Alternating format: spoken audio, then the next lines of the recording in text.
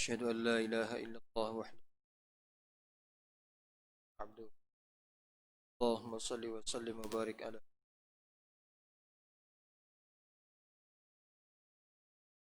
Hadis nombor berapa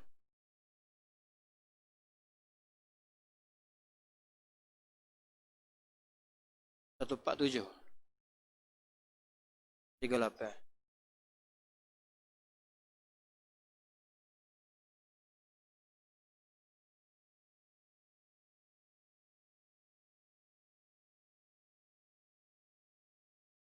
Saya baca dah tu.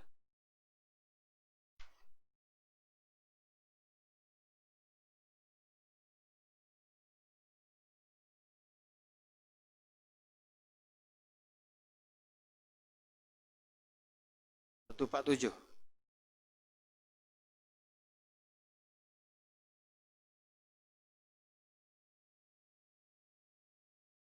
Hadis nombor 147 At-tarhibu min raf'il basari ila sama'i fi salati.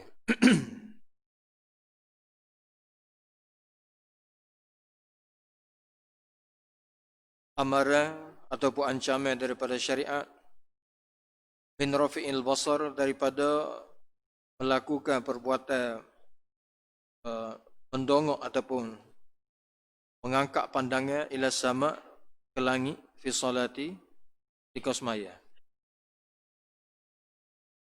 Maknanya tengok semaya, tengok ke langit. Apa hukum dia? Berlaku sedikit sebanyak perselisihan di kalangan para ulama. Sebagai ulama berpandukan zahir hadis ni, berpendapat kalau siapa-siapa semaya, tengok semaya dia tengok ke langit, batal semaya. Bahagian ulama lain kata tak batal semaya, tapi perbuatan dia tu haram, dosa. Maknanya larangan ni tak boleh tengok ke langit ketika semaya. Ketika semaya, sebab ada hadis. Cuma tetap batal kodok semaya tu, situ berlaku perselisihan di kalangan ulama. Cuma kita berpegang kepada semaya tidak batal, boleh jadi dosa. An Anas ibn Malik radhiyallahu anhu qala qala Rasulullah sallallahu alaihi wasallam ma balu aqwamin yarfa'una absarahum ila as-sama'i fi as-salati ishtadda qawluhu fi dhalika hatta qala la yantahunna an dhalik aw la yukhtafanna absaruhum, rawahu Muslim wan Nasa'i.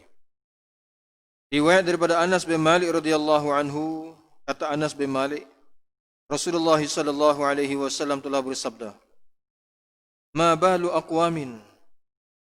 Apa pasal ni beberapa kaum ni yarfa'una absarahum ila sama', mengangkat pandangan mereka ke langit fi salati, ketika semaya.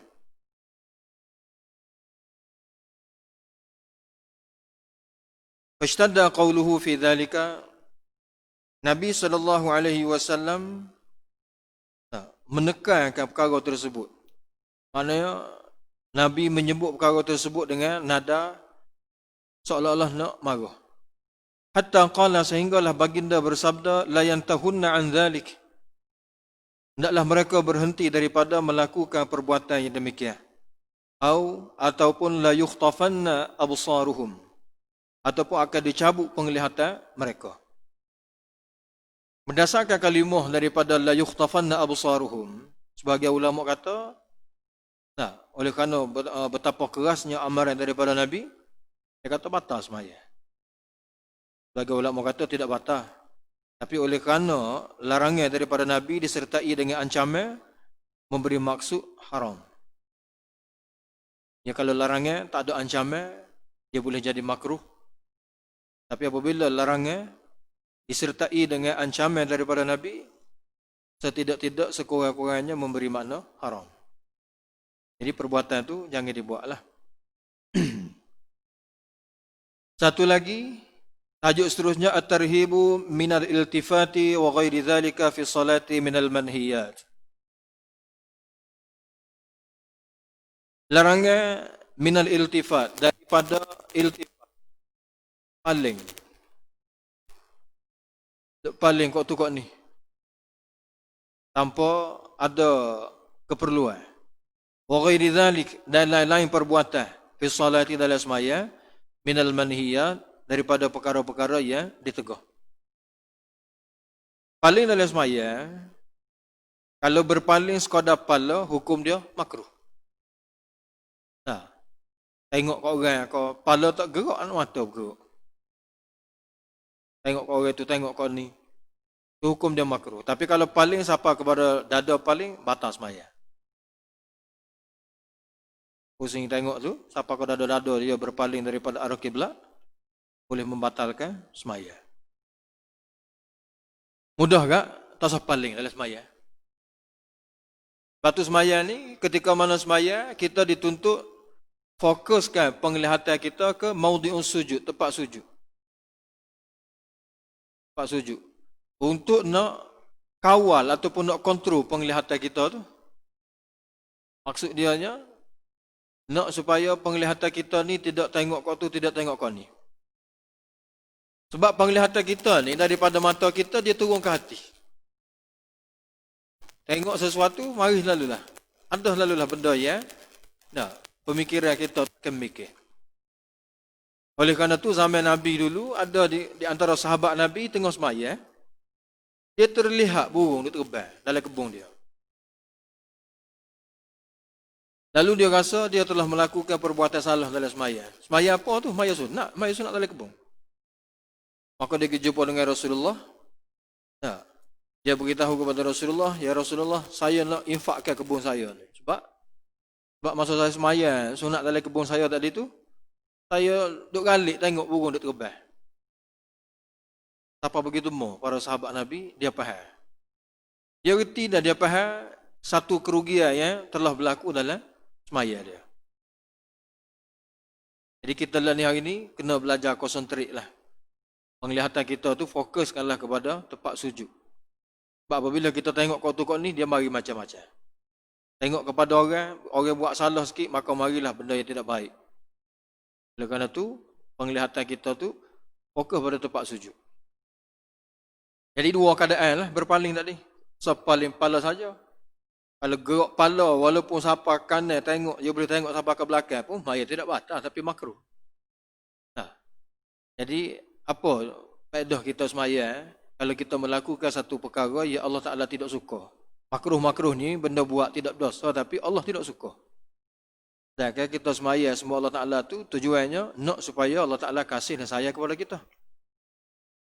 Tu. Sini dia mari dua hadis berkaitan dengan perkara ni. Hadis 148, an Abi Dzar radhiyallahu anhu qala Rasulullah sallallahu alaihi wasallam, la yazalullahu muqbilan 'ala al-'abdi fi salati ma lam yaltafit. Fa idza sarafa wajhahu insarafa anhu. Rawahu Abu Daud wan Nasa'i wa sahahu Ibnu Khuzaimah wal Hakim. Riwayat daripada Abu Dzar radhiyallahu anhu qala, kata Abu Dzar, Rasulullah sallallahu alaihi wasallam telah bersabda, la yazalullahu muqbilan 'ala al-'abdi fi salati. Allah Subhanahu wa taala sentiasa menghadap kepada seorang hamba dalam sembahyang dia. Selama mana malam yaltafit, selama mana dia tidak berpaling. Maknanya Allah Taala memberi tumpuan kepada hamba dia hak sembahyang, tidak paling kok tu kok ni. Tapi fa idza sarafa wajahu, apabila dia mula memalingkan wajahnya, insarafa anhu, Allah Ta'ala mengalihkan perhatiannya daripada orang tersebut. Maknanya semaya tu akan jadi kurang nilai dia. Mutu dia tu kurang. Sebab tu dalam semaya ni, kita kena sentiasa latih supaya boleh konsentrate, boleh khusyuk. Jadi antara disyariatkan penglihatan kita ketika semaya tengok pada tempat sujud tu bagi tujuan nak menghadirkan khusyuk. Sesuai tengok kuasa Qadar. Kita ni mata kita tengok setiap benda tu mari lalu tu tengok benda tu mari. Akan berlakulah hadisun nafs. Percakapan dalam jiwa kita daripada mata. Tengok kebun lalu kebun orang begini, kacak dah dengan jiwa kita tu. Oh, comel kebun dia ni, begitu beginilah, ada pokok durian lah. Tak kacak dengan orang, tapi dia panggil hadisun nafs. kita kecek dengan diri kita. Hasil daripada penglihatan mata. Oleh kerana itu, apabila hadisun nafsi berlaku tengah semaya, maka dia menghalang semaya seseorang itu daripada khusyuk. Jadi semaya dia tu sekadar boleh sah semaya, sah lah. Makbul boleh jadi makbul, tapi mutu ataupun kualiti dia tu kurang. Riwayat seterusnya daripada Abu Hurairah wa an Abi Hurairah radhiyallahu anhu qala awsani khalili bi thalathin wa nahani an thalathin an naqratin dik wa iqa'in ka iqa'il kalbi wal tifatin kal tifati tha'lab rawahu Ahmad bi isnadin hasanin wa Abu Ya'la wa Ibn Abi Shaybah lakin qala ka iqa'adil qirdi qala Abu Ubaid al iqa' an yalziqa al yatayhi bil ardi wa yansiba saqaihi wa yada'a yadayhi bil ardi. Riwayat daripada Abu Hurairah radhiyallahu anhu, kata Abu Hurairah, awsani khalili, kekasih aku iaitu Rasulullah sallallahu alaihi wasallam telah berwasiat kepadaku. Wasiat sini dengan makna berpesan kepadaku. Bisalasin dengan 3 perkara. Berpesan 3 perkara supaya dibuat. Wa nahani, dan dia telah menegah aku, larang aku an salasin daripada melakukan 3 perkara. 3 perkara ni dalam semaya. Ingat ni 3 perkara ni yang ditegah ni dalam semaya. Yang pertamanya yang ditegahnya ialah an-naqratin, daripada naqrah. Nah, naqrah ni maknanya perbuatan tunduk bangun cepat. Karena naqratid seperti mana patukan ayam jantan, ayam matuk padi. Orang tua-tua dulu sebut, semaya payah patut padi. Ada dah bahasa dalam hadis. Nah. Jadi nak beritahu, semaya dia melakukan perbuatan sujud cepat. Sujud ataupun rokok. Bila kata sebut naqratid dik ni, maknanya cepat dia. Tak ada tamaninah langsung. Coh. Sekadar orang kata rukuk semaya sujud, dia pun buat dah sujud. Tapi dia tak tahu di antara rukun dalam sembahyangnya tamakninah. Jadi daripada hadis-hadis seumpama inilah para ulama telah mengeluarkan istimbat dalam setiap tindak tanduk sembahyang ni dia kena ada tamakninah. Jadi sujud cepat. Nah, semisal ataupun seumpama patukan ayat ni, ini perkara yang ditegah. Yang keduanya wa iqa'in, duduk ka iqa'il kalbi, seperti mana duduknya anjing. Nah, seperti mana duduknya anjing. Dalam riwayat lain kata iqa'il qirdi, seperti mana kera duduk. Kera duduk dengan anjing duduk ada persamaan. Nah, duduk atas papai punggung, 2 kaki lutut tegak, kemudian tukar dengan tangan. Cara anjing duduk. Lagu mana kita tengok anjing duduk, lagu itulah. Nah, tu. Sebab dalam sembahyang ni dibenarkan berbagai-bagai cara duduk. Macam duduk antara 2 sujud, kadang-kadang setengah orang tak boleh nak duduk dengan cara iftirash ataupun tak boleh duduk cara tawarruk. Iftirash ni macam kita duduk tahiyat awal. Duduk atas kaki kiri, kaki kanan tegak. Itu duduk iftirash. Lagi duduk dalam tasyahud akhir, dalam tahiyat akhir yang kita duduk tu dia panggil duduk tawarruk. Duduk tawarruk ni, papai punggung kita tu duduk atas latar. Lepas tu surung kaki kiri dan kaki kanan tu duduk atas pada kaki kiri. Dan tapak kaki kanan ditegakkan. Asalnya tegak straight lah. Kalau tak boleh nak buat macam mana, tapi kena ajar biar lagi tu, sebab itu cara sunnah. Ditegakkan. Ujung jari tu dilipatkan menghala ke arah kiblat. Jadi duduk seperti mana binatang tidak dibenarkan. Duduk antara 2 sujud ni, ada di antara sahabat dia duduk dalam sembahyang dia tegak dua-dua tapak kaki gitu. Duduk atas tapak kaki. Nampak tak? Kaki kita tu, kaki tegak gitu, lepas tu duduk atas tapak kaki. Ini perbuatan yang dilakukan oleh Abdullah bin Abbas radhiyallahu anhu. Maknanya nak duduk boleh lah. Nak duduk, nak jadikan dia duduk di antara 2 sujud ke, ataupun nak duduk tasyahud ke, boleh. Tapi afdalnya, yang terbaiknya, duduk semasa tahiyat awal dengan duduk iftirash, duduk tasyahud akhir dengan duduk tawarruk. ataupun nak duduk dua-dua dengan duduk iftirah pun tak jadi masalah. Cuma oleh kerana ada riwayat belaka. Ada riwayat kata Nabi ketika mana duduk tasyahud awal duduk iftirash, ketika tasyahud akhir duduk tawarruk. Ada juga riwayat mengatakan dua-dua tasyahud tu Nabi duduk dengan iftirash. Jadi kalau tengok orang duduk tahiyat awal pada tahiyat akhir tu, tak ada masalah lah. Cuma dia buat tu biar terasa dia tahu. Dia tahu daripada dalam hadis. Lepas tu kadang-kadang kita pergi setengah-setengah tepat tu, dia ni maya apa ni pasal duduk tegak dua kaki, duduk atas kaki. Tu. Boleh jadi dia tu jumpa hadis ataupun dia mengaji hadis riwayat Ibnu Abbas kau, tak jadi masalah. Kita jangan tegur tak kalu lah. Orang buat tu boleh jadi dia ada sesuatu. Namun kalau tak tahu, tanya dia dalam bentuk pertanyaan. Cuma hak afdalnya begitulah. Tasyahud awal ni duduk dengan bentuk iftirash, tasyahud akhir duduk dengan tawarruk. Dan yang ketiganya perkara yang ditegah oleh Nabi yang Nabi besar kepada Abu Hurairahnya waltifatin, berpaling kaltifati sa'lab, seperti mana berpalingnya Musa. Musa ni perangai dia lagi tu, kepala coh kau ni. Mata kau ni. Tu. Jadi berpaling tiga-tiga perbuatan ni adalah perbuatan yang ditegah dalam semaya. Rawahu Ahmad, hadis ini diriwayatkan oleh Imam Ahmad bi isnadin hasan dengan sanad yang hasan, wa Abu Ya'la dan juga Abu Ya'la wa Ibnu Abi Syaibah, lakin qala, tapi kata Ibnu Abi Syaibah dia ada sebut dalam riwayat dia ka iqa'il qirdi, seperti mana duduknya ke. Al-qirdun ni ke. Qala Abu Ubaid ulama yang mensyarahkan hadis ini beritahu, al-iqa' duduk yang dimaksudkan dalam hadis ini adalah an yalziqa al-yataihi. Ataupun an yulzaqa al-yataihu bil ardi. Dia diletakkan. Ilzaq ni maknanya ditempelkan kedua papai punggung dia tu bil ardi ke bumi, dan wa yunsaba dan ditegakkan saqaihi kedua-dua betih dia. Itu mana kita sebut tadi, dan wa yud'a yadayhi bil ardi, dan diletakkan kedua tangannya ke atas bumi, ke atas tanah.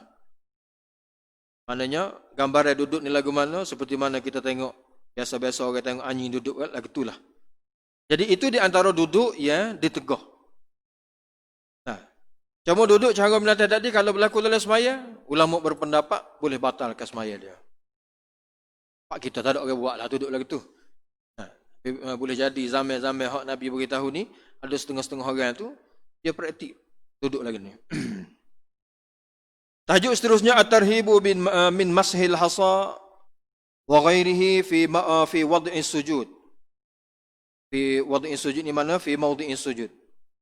Ancaman ataupun amaran min mashil hasa, daripada perbuatan menyapu anak batu. Wa ghairihi, dan juga menyapu benda-benda lain. Mana tu? Fi maudhi'is sujud, pada tempat sujud. Ini ada larangan. Maknanya nak semaya kan, patut tengok ada debu sikit berasa nak sapu. Kita zaman kita ni semaya atas kapek. Zaman Nabi semaya atas tanah. Semaya atas pasir gitu. Air hujan mari. Muka Masjid Nabawi zaman Nabi tak seperti mana masjid zaman kita. Dia tu batai khemah. Pelepah bumbung pelepah tamar. Dan hujan mari kak. Jadi pasir capung air beradi. Kalau zaman kita panggil seluk, tapi bukan seluk tanah lah, seluk pasir. Jadi sahabat kalau semaya kak, jadi pelomoh gitu. Tapi walaupun tempat semaya mereka dhaif seumpama tu, semaya sahabat Nabi nak atuk dengan semaya kita jauh langit dengan bumi. Kita semaya masuk masjid kadang-kadang siapa mengatuk dalam masjid. Ngatuk apa? Sebab terlalu selesa. Tapi semaya kita nak bandingkan semaya para sahabat jauh. Jadi zaman tu ditegah dah. Maknanya ada anak batu kerja anak sapu. Lepas tu kalau ada batu boleh menyebabkan kecederaan pada tangan, tu tajuk lain. Boleh sapu tapi sekadar sekali sudah. Kalau ditanya ilah dia kenapa? Apa sebab Nabi SAW larang daripada buat perbuatan tu? Kerana nak jaga khusyuk. Sebab dalam semaya ni, Nah, maksud dalam perkara yang dituntut dalam sembahyang ni khusyuk. Jadi kalau buat kau tu kau ni, nah, menghilangkan khusyuk. Jadi perkara yang menghilangkan khusyuk ni, nah, tidak dibenarkan dalam syariat. Lebih-lebih pula dalam perkara ni ada hadis yang jelas. Ada sahih, lagi soreh, lagi jelas sabda Nabi tetap perkara ni. Al-Mu'aykib radhiyallahu anhu anna Nabiy sallallahu alaihi wasallam qala la tamsahil hasa wa anta tusalli wa in kunta la budda fa'ilan fawahidatan muttafaqun alaih. Riwayat daripada Mu'aykib radhiyallahu anhu anna Nabiy sallallahu alaihi wasallam qala bahwa Nabi sallallahu alaihi wasallam bersabda la tamsahil hasa, jangan sekali-kali kamu menyapu anak batu. Wa anta tusalli, hal keadaan kamu tengah semaya. Jadi tengah semaya jangan. Jadi kalau nak sapu tengok sebelum semaya tak apa. Nah, maknanya. Jadi perbuatan ni yang ditegah ni dalam semaya. Fa in kunta la budda fa'ilan, maka jika sekiranya kamu kena buat juga. Seperti mana kita sebut tadi, tengok anak batu banyak ni kalau tak sapu sujud ni notok dahi. Nah, maka kena buat juga. Maka Nabi kata fawahidatan. Kalau gitu gak sekali sudah sapu. Nah, sapu sekali saja. Jadi dalam tajuk ni, menyapu batu ni, Imam Nawawi sebut, sepakat para ulama hukum dia adalah makruh. Hukum dia adalah makruh. Jadi kalau tak tahu perkara ni, kadang-kadang kita pergi buat. So lagi kadang-kadang kita tahu, apabila kita tahu, kita nak buat tapi kita tinggalkan. Kita tak buat kerana apa? Kerana kita tahu ada larangan daripada hadis Nabi. Di situ dapat pahala free. Hadis ini muttafaqun alaih, diriwayatkan oleh Imam Bukhari dan juga Imam Muslim. Tajuk seterusnya at-tarhibu min wad'il yadi 'alal khasirah fi salati. Nah. Amaran daripada syariat min wad'il yadi, daripada meletakkan tangan 'alal khasirah, ke atas pinggang fi salati ketika sembahyang. Sebab ni perbuatan Yahudi. Nah. Kita lah ni letak tangan depan gini. Jadi maksudkan ni cekok pinggang lah. Kalau bahasa daerah kita kat cekok pinggang. Duduk belah-belah semayang ni cukup pinggan. Sebab dalam semayang ni, dalam Islam kita pun ada berlaku sedikit sebanyak perselisihan tentang tangan duduk mana. Nah, ulama mazhab Hanafi dia ambil riwayat tangan tu duduk bawah pada pusat. Lepas tu kalau tengok orang Hanafi semayang ni, tangan dia duduk bawah pusat. Nah, tu. Tapi kita kalau kita nak buat amal, kita kena mengaji dulu hadis tu. Jangan main ikut dah. Hamba berasa nak buat gini hari ni. Kalau kita belajar tak apalah. Manakala dalam mazhab kita, mazhab Syafi'i, dia ambil riwayat, atas pada pusat, bawah pada dada. Lepas tu ada di kalangan mazhab lain, mayat memang tak letak tangan tu. Pada bawah tangan dia. Allahu Akbar apa? Orang biasa pergi Mekah, dia biasa tengok. Caca dia ni, dia buat berapa? Mayat kau duduk. Tu. Ada juga. Sebab ada riwayat lah tu. Ada riwayat mengatakan tak tangan atas dada. Atas dada.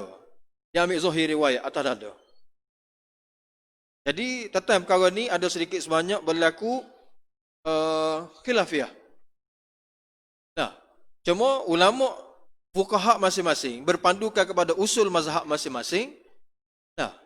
Maka dia pilihlah hak mana-mana. Contoh mazhab kita ni, mazhab Syafi'i, berpandukan usul dalam mazhab Syafi'i lagi tu, maka ambil riwayat tu. Duduk atas pada pusat, bawah pada dada. Duduk ke tangan kita. Jadi yang ditegah dalam hadis ni, cekok pinggang. Cekok pinggang. Ilahnya, perbuatan tadi itu, menzahirkan takabur. Menzahirkan takabur. Sebab dia di antara perbuatan yang dilakukan oleh golongan Ahlul Kitab. Jadi kita telah makruf, kita telah maklum, Nabi SAW sangat-sangat tidak suka kalaulah ada satu amalan tu serupa dengan Ahlul Kitab. Nabi akan pelari selalu dah. Seperti mana puasa pada hari Ashura baru-baru ni kan. Jadi hari Ashura tu Yahudi puasa belakang tu. Oh boleh puasa juga. Jadi apabila Nabi cerita, beritahu tentang kelebihan puasa Ashura dan dikhabarkan kepada Nabi, orang Yahudi puasa juga. Maka Nabi pun kata, puasa hari ni sehari, esok sekali. Tak serupa lalu. Jadi Yahudi puasa sehari, kita puasa 2 hari. Jadi 2 hari itu sama ada kita hari ni hari Ashura, hari Ashura, lepas tu esok sehari ataupun sehari sebelum, kemudian hari Ashura. Sehari sebelum ataupun sehari selepas. Antara dua-dua tu boleh lah. Janji biar menyelisihi, biar tidak serupa dengan perbuatan Yahudi. Lebih-lebih lagi, al-ikhtisar ni, khasirah ni, maknanya meletakkan tangan di atas khasirah atau pinggan ni, ini amalan mereka, perbuatan mereka. Maka syariat memang sentiasa menyalahi perbuatan golongan ahlul kitab. An Abi Hurairah radhiyallahu anhu anna Rasulullah sallallahu alaihi wasallam qala al-ikhtisaru fi salati rahatu ahli an-nar. Rawahu Ibnu Khuzaimah wa Ibnu Hibban wa huwa fil muttafaqin alaih. Bilafzin wa huwa fil muttafaqi alaih bilafzin naha 'anil khasri fi salati wa li Tirmidzi naha an yusalli mukhtasiran wa lin Nasa'i wa Abi Daud wa nahwa wa zada Abu Daud bima'na yad'u yadahu ala khasiratihi. Riwayat daripada Abu Hurairah radhiyallahu anhu bahawa Rasulullah sallallahu alaihi wasallam telah bersabda, al-ikhtisaru fi salati, cekak pinggang ketika sembahyang ni, rahatu ahli nar, adalah cara kerehatan ahli neraka. Jadi perbuatan ahli neraka kita suruh buatlah dalam sembahyang. Jadi tegahan ni khususnya dalam sembahyang. Cuma dalam riwayat Bukhari dan juga Muslim, lafaz dianya naha 'anil khasri fi salati. Baginda melarang daripada cekak pinggang dalam sembahyang. Dalam riwayat Tirmizi pula naha an yusalli muhtasiran. Nabi SAW tegur seseorang itu sembahyang hal keadaan dia ni muhtasiran, duduk cekak pinggang. Cuma dalam riwayat Abu Daud ada sedikit tambahan. Imam Abu Daud menjelaskan dengan makna yad'u yadahu ala khasiratihi. Dia meletakkan tangan dia ke atas pinggang dia, iaitu cekak pinggang. Tajuk seterusnya at-tarhibu minal mururi baina yadayil musalli. Ini amaran ataupun ancaman daripada perbuatan melintasi di hadapan orang sembahyang. Ini kena jaga. Sebab dia di antara dosa. Perkara yang siapa-siapa buat dosa. Bagi ulama kata tergolong dalam kategori dosa besar. Litah depan orang sembahyang. Cuma tengok keadaan lah. Tengok keadaan. Jadi dalam tajuk litah depan orang sembahyang ni, pertama sekali kita kena faham mikdar dia.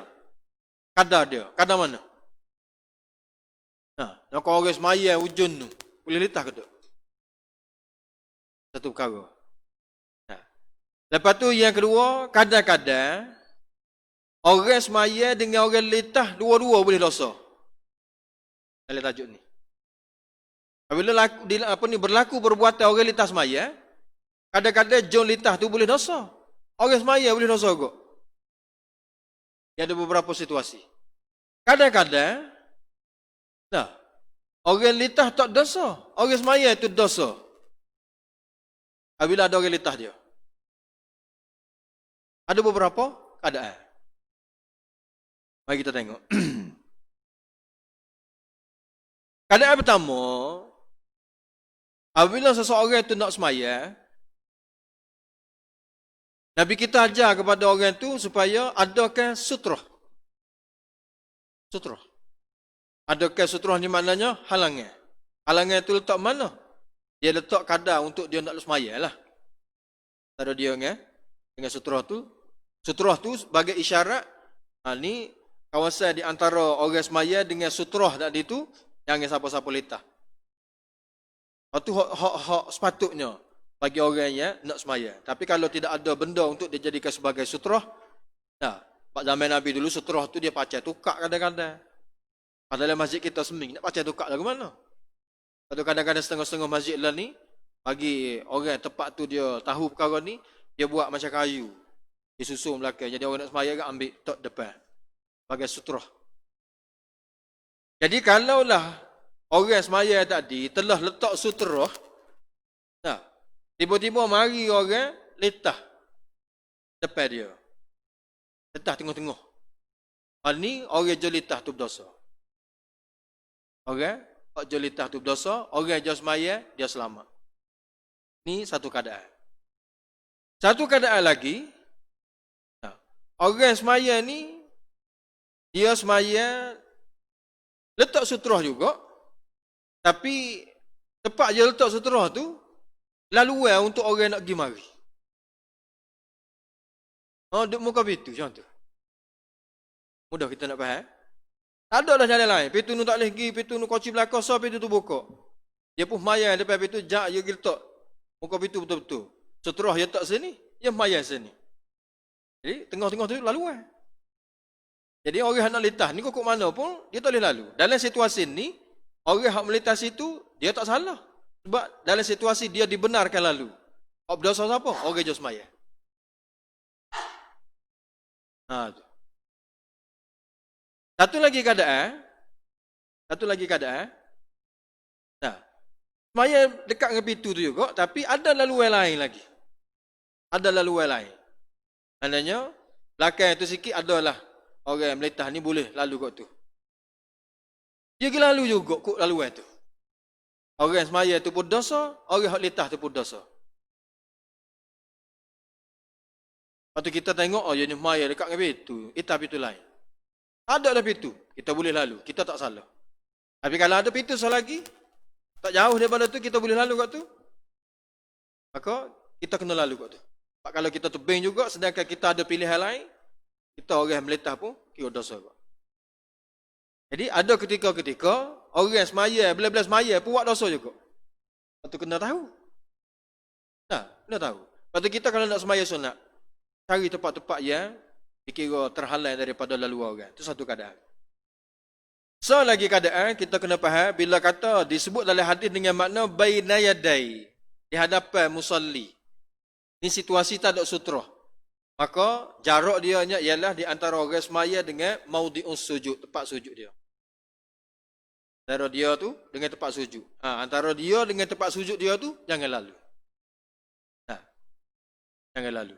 Itu macam zaman kita ni ada soft bentuk garisan ni, tak apa dah. Dan kalau lalu pun tak jadi masalah, kita terlepas. Tapi terbaiknya adalah kita jagalah. Kalau dekat lajak tu, jangan litah lah. Sebab ada riwayat, kita akan dengar ini pendapat-pendapat ulama yang nak menjelaskan makna musafah, makna jarak dia tu. Ada sebagian ulama kata jarak dengan 3 zirak, 3 siku, 3 hasta. 3 hasta ni lebih kurang di antara orang kita duduk cacat dengan tempat kita sujud. Bahagian ulama kata, tak. Maksud daripada jarak di hadapan orang semaya ni, kadang kita lepas anak batu. Jauh nak. Ambil anak batu, lepas. Pung. Mana anak batu terjatuh? Situ, baina dari musalli. Mudah kira kan, kalau kita bawa sejadah lah ni, kita hafal sejadah. Jadi, jangan litah dalam ruangan sejadah. Sebab ni perbuatan yang boleh mengundang dosa. Jadi, dia panggil buat dosa free. Tu. Lepas tu dalam semaya lah ke mana? Dalam semaya jemaah. Kita tengah semaya jemaah, kita duduk saf tamu. Apa-apa pun ketung. Sudah. Kita nak litah orang ni, celah-celah orang ke, ataupun kita nak lalu depan orang semaya. Dua keadaan. Macam lah ni, maya musim PKP ni tak apa. Lah jarak dah, tak jadi masalah. Sainsah rapat. Mana kita nak pilih? Kita kena ambil cara yang paling kurang mudarat, ganggu orang lain. Kalau kita pilih untuk keras, kalau soft tu ada 10, dalam semaya jemaah contoh kan, ataupun semaya jemaah, tak ramai, belakang, 10 soft. Kalau kita keras orang ni, nak belah soft ni, berapa soft dah kita kacau orang. Tu. Lepas tu cara lagu mana? Cara dia, kita letak depan. Ambil hak tepi. Tapi kalau tepi pun sombak juga, tu boleh sekadar. Bila telah ada laluan, sampai depan tu nampak pintu sebenarnya. Kita straight. Itu kadar yang dibenarkan. Lepas tu, biarlah dengan cara terhormat lah. Lepas tu orang semaya pun, dia pun kenalah. Tidak menjadi kesalahan, kita buka ruangan sikit. Jangan buat kerah gitu, yang ni nak letak kita semaya, badi tahan bahu. Badi kaki, tu hak tak mengaji tu. Itu begitu cara. Tapi nak beritahu tajuk ni, hak kita nak baca ni, tajuk yang sangat-sangat ditegah oleh Nabi. Siapa Nabi sebut dalam hadis, kita akan dengar nanti. Nah, kalau orang nak litas semaya, kita halal dia. Halal tu kata mana? Nah, padahal kalau halal tu, orang tu nak litas lagi juga. Nabi kata fallu qatil, disebut dalam hadis. Naklah kamu perangi dia. Kena orang besar pada kita, samsing pada kita, letih lah nak buat lagi tu. Lepas tu, ulama kata, isyarat halal. Lepas tu, bila orang kita semaya, nampak orang mari metu, nak litah kita. Boleh jadi dia tak tahu kita semaya. Dia tengah main telefon, kau belajar lah. Tahu Allah tangan kita. Nah, nampak dia lagi, kerah lagi. Nampak dia kerah lagi kan? Lock dia lagi. Nah, sebab kita lepas dah. Tugas kita tu lepas dah. Dia akan tanggung dosa. Jadi, kadar yang kita kena fahamnya, mula-mula sekali, kalau tanpa sutrah, di antara kita duduk cacat berdiri ni dengan tepat sujud. Tapi kalau ada sutrah, orang letak sutrah pun, janganlah dia nak maya sini, dia letak sutrah ni sampai 3 sah depan tu. Tak boleh pakai. Dia dimasukkan sutrah ni, letak di antara dia dengan tempat semaya. Sebab kegunaan dia dalam semaya tu, hanya dia, tempat dia duduk cacat dengan tempat dia sujud. Itu ya kegunaan dia. Dia kalimah baina yadayil musalli, dia hadapan orang semaya tu. Ada kadang-kadang kata, apa ni litah ni, orang semaya ni, jangan litah. Cuma kita dari sudut beradabnya, nak berhati-hati, nak berwaspada, tak salah. Nampak orang semaya kita, 3 sah lagi dengan dia. Kita lencung. Tu. Sebab ada pendapat kata, ambil jaruk anak batu. Jadi kalau ambil jaruk anak batu tu kak, hok 3 zirot ke apa, semua masuk belakang dah.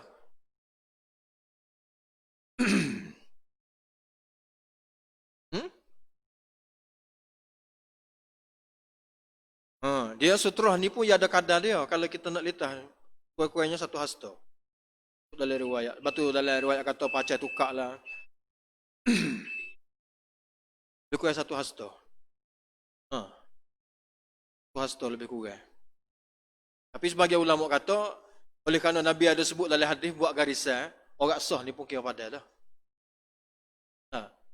Dan macam takapek ni kita boleh buat lagi garisan. Takapek tu kan, kita korang dengan jari tu, boleh lagi. Mana kita nak semaya tu, kita lah buat syarat sebagai sutrah. Nabi kata kalau tidak ada sutrah, buatlah dengan apa-apa, buat garisan pun tak apa. Buat garisan.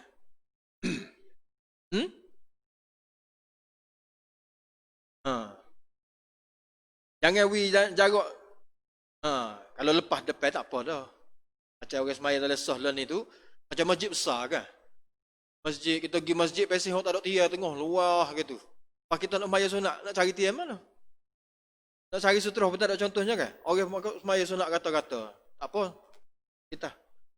Kita sebut tadi tu, ulama yang mutakhir ini berpendapat seperti mana kadar sejadah, kita bawa sejadah tu pandai dah.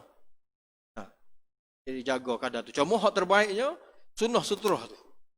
Kalau boleh hidupkan sunnah sutrah, adakan sutrah tu, itu paling terbaik sekali. Zaman kita ni nak pacai tukar dalam masjid tak boleh.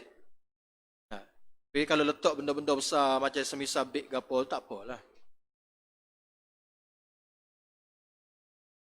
Hadis 152, An Abil Jahmi Al-Ansari radhiyallahu anhu qala qala Rasulullah sallallahu alaihi wasallam, "Law ya'lamul maru baina yadayil musalli madza alaihi, lakana an yakifa 40 khairun min an yamurra baina yadayhi." Qala Abu Nadar, "La adri." Qala 40 yawman aw shahran aw sanah. Muttafaqun alaihi. Wa akhrajahu al-Bazzar faqala fihi la an yaquma 40 kharifa. Riwayat daripada Abi Jaham Al-Ansari radhiyallahu anhu, kata Abi Jaham, kita habis satu hadis ni. Rasulullah sallallahu alaihi wasallam telah bersabda, "Lau ya'lamul maru." Kalaulah seseorang yang berjalan tu tahu, baina yadayil musalli, di hadapan orang semaya tu, madza alaihi, apakah dosa yang dia akan tanggung. Maknanya kalaulah seseorang yang tengah berjalan tu, dia tahu perbuatan melintasi orang semaya ni dosa sangat-sangat besar. Kalau dia tahu, lakana ay yakifa, dia akan buat pilihan untuk berdiri 40 selama 40. Cuma dalam riwayat ni tak sebut 40 ke apa. Jadi boleh jadi 40 hari kau, boleh jadi 40 tahun kau, ataupun boleh jadi 40 bulan. Cuma dalam riwayat depan tu ada sebut 40 tahun. Riwayat menyebut 40 tahun. Jadi sini arba'ina, walaupun tidak sebut sanatan ke, tidak disebut yauman ke, tidak disebut syahron ke, tapi dalam hadis satu lagi, dalam riwayat Bazzar tu ada sebut kharifah. Kharifah dengan makna sanah. Dengan mana tahu? Maknanya dia akan buat pilihan untuk berdiri tidak melintasi walaupun terpaksa duk cacat 40 tahun. Nah. Jadi orang duk litah macam tu kita tak tahu. Jadi Nabi pesan kepada kita gini supaya kita lebih cermat dan lebih berhati-hati. Jadi dia akan buat pilihan untuk berdiri selama 40 tahun khairun lahu, lebih baik lagi daripada dia min ayyamurra baina yadayhi, daripada dia melintasi juga depan orang sembahyang. Qala Abu Nadar kata, la adri, aku tak tahulah. Nah, sabda Nabi ni, Nabi kata arba'ina yauman, sama ada 40 hari, au syahran ataupun 40 bulan, au sanatan ataupun 40 tahun. Cuma pengarang kitab ni mari riwayat lain daripada karangan Al-Bazzar, dia kata wa akhrajahu Al-Bazzar. Imam Bazzar telah meriwayatkan satu riwayat. Lalu faqala fihi, lalu dia ada sebut dalam riwayat tu la an yaquma arba'ina kharifah. Nah, dia akan buat pilihan untuk berdiri selama 40 tahun. Nak beritahu besarnya kesalahan orang yang sengaja melintasi di hadapan orang sembahyang. Tapi itulah situasi dia. Jadi apabila kita tahu tentang perkara ni, kita pergi di Masjidil Haram pun tak jadi pelik lah. Nah, kalau tidak, orang sembahyang ni kadang-kadang kita tengok tawaf punya sembahyang. Dah. Jadi tengok keadaan, salah siapa? Kita tengok tawaf. Jadi pada waktu bukan waktu sembahyang, jadi waktu untuk orang buat tawaf. Jadi kalau tebing juga dia mari sembahyang, konon-kononnya nak halal orang tawaf tu, tu dosa atas dia. Lepas dah kita tak boleh nak pergi ke lain. Dia ada keadaan-keadaan, dia panggil kaedah keadaan-keadaan darurat. Keadaan-keadaan darurat ni membenarkan kita buat benda yang asalnya tidak dibenarkan. Macam dalam situasi dalam Masjidil Haram. Daruratnya, tengok orang tengah bersesak. Nak ngelak tak boleh. Nah, kalau kita pergi buat umrah, time musim ramai kat tak seduk. Tak seduk buat perancangan. Gini, kita tawaf mula-mula ni, kita ambil kau ni, siapa sini kita masuk. Tak boleh nak buat dah ramai hari. Tak cakap nak epek, tepi-tepi epek kita, pasal orang Melayu kecilnya dah demo. Nah. Kita duduk di hotel mula-mula fikir tu, tunggu. Kita kena buat gini. Kita pilih waktu sekian-sekian. Nah, pilih waktu hak kita, orang lain fikir pun kita juga. Tunggu-tunggu, ramai juga masa ni. Ubah plan. Waktu ni pula mari. Ramai juga. Kurulah tengah hari, bakal tak ada orang panas ceng ni. Ramai juga. Itu keadaan dia. Jadi dalam situasi seumpama tu, nak pergi nak pilihan lain tak boleh dah. Maka tak jadi masalah. Lepas tu kita kalau kita nak semayal, contohnya habis tawaf selesai belakang tu, nak semayal sunat tawaf bagi contohnya. Walaupun tak boleh betul-betul sebabnya hak afdal yang terbaiknya adalah di belakang makam Ibrahim. Pak kita semayal ni kan menghadap ke arah kiblat, tapi kedudukan di belakang makam Ibrahim tu. Tapi kalau tak boleh situ pun, tak boleh sebab apa? Kita nak sangat, tapi tak boleh. Orang terlalu ramai berdoa, mayat tempat lain pun tak jadi masalah. Pahala tetap akan dapat. Sebab amal kita berdasarkan niat kita. Lainlah pilihan kita ada ruang yang kosong tempat tu, tapi kita malah nak pergi jauh lagi pakai senima. Tu tak boleh lah. Maknanya tak boleh lah ganjar pahala hak afdal tadi tu. Jadi apabila kita tahu tentang perkara ni, kita gimana pun selamatlah. Jadi masalahnya apabila tak tahu. Tak tahu ni banyak benda lah. Yang akan buat benda yang salah dan benda-benda yang silap. Jadi hadis seterusnya ni kita sambung pula. Alhamdulillahirabbil alamin. Sallallahu alaihi wa sallam. Ajma'in. Allahumma anfa'na bima 'allamtana wa 'allimna ma yanfa'una. Alhamdulillahi ala kulli hal wa na'udzu billahi. Rabbana atina fid dunya hasanah wa fil akhirati hasanah wa qina adzaban nar. Sallallahu ala Muhammad wa alihi wa sahbihi. Subhanallah.